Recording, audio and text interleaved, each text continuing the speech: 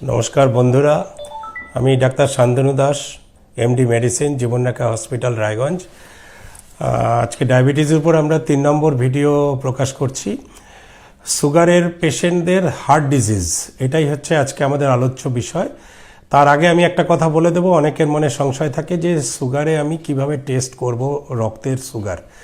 প্রথমে বলি fasting sugar বা খালি পেটের সুগার কাকে বলি আমরা, যেটা আমরা কোনো কিছু না খেয়ে শুধু জল খেতে পারি বা লাল চা চিনি ছাড়া যদি খেতে পারি, সেটা খেয়েও কিন্তু খালি পেটের সুগার পরীক্ষা করতে দেওয়া যায়। আর 9 ঘন্টার খালি পেট থাকা বাঞ্ছনীয় আগের দিন রাত্রের খাবারের থেকে। আর ভরা পেটে সুগারের সময় কিন্তু সবারই একটা সংশয় থাকে যে কোন সময়টা আমি ধরবো, খাওয়ার শুরু না শেষটা। আপনাদের ভালো মতো বলছি, মন দিয়ে শুনুন। খাবারের যখন আমি প্রথম গ্রাসটা মুখে দিলাম তখন থেকে কিন্তু 2 ঘন্টা আমাদের ক্যালকুলেশন করা উচিত। আর প্রতি 3 মাস পর পর, আগের বারও আমি বলেছি যে HbA1c বলে একটা পরীক্ষা করবেন। এইটা ছাড়া কিন্তু আমার সুগার কন্ট্রোল আছে কিনা আমরা বুঝতে পারি না। এবার সুগারের পেশেন্টদের কি হয়, আমাদের গোটা শরীরে অনেক রক্তের নালী আছে। আপনারা জানেন হার্ট থেকে আমাদের ধমনির মাধ্যমে রক্ত গোটা শরীরে ছড়িয়ে যায়, আবার পরের বার ওই রক্তই আমাদের শিরা উপশিরা দিয়ে আবার হার্টে পৌঁছায়। তো এই রক্তের নালীগুলি কিন্তু সবসময় ছোট হয়ে যাচ্ছে, সংকুচিত হয়ে যাচ্ছে, পলিমাটির মতো, নদীতে যেরকম পলিমাটি পড়ে ওরকম জমে যাচ্ছে। সুগারের পেশেন্টদের এই রকম রক্তের নালীতে জমে যাওয়ার প্রবণতা অন্য মানুষের তুলনায় অনেক বেশি হয়। তার ফলে হার্টের মধ্যে যে রক্তনালীগুলো আছে, যে হার্টের মাংসপেশিকে রক্ত সঞ্চালন করছে, সেখানে নানা রকম ব্লক তৈরি হয় বা বিভ্রাট তৈরি হয়, রক্ত ঠিকমতো সাপ্লাই হয় না।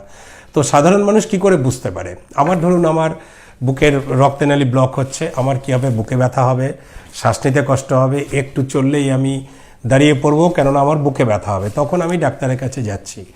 কিন্তু সুগারের পেশেন্টদের কিন্তু আমি বলছি, মন দিয়ে প্রত্যেকে শুনুন, সুগারের পেশেন্টদের কিন্তু হার্ট অ্যাটাক হয়ে গেলেও বুকে ব্যথা হয় না।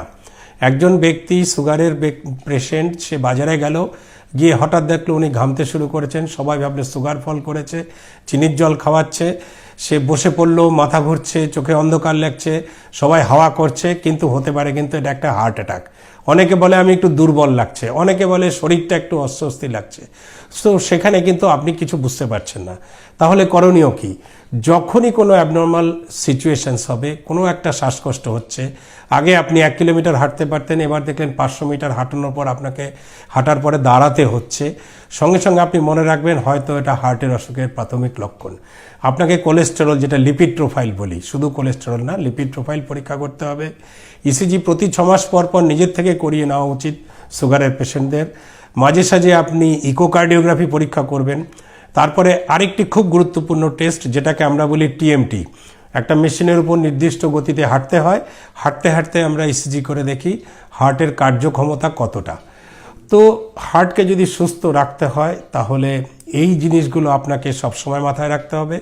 তার সাথে ব্লাড প্রেশার যতটা 120/80 কাছাকাছি রাখা সম্ভব, সেই প্রেশার আপনাকে সবসময় মেনটেন করতে হবে।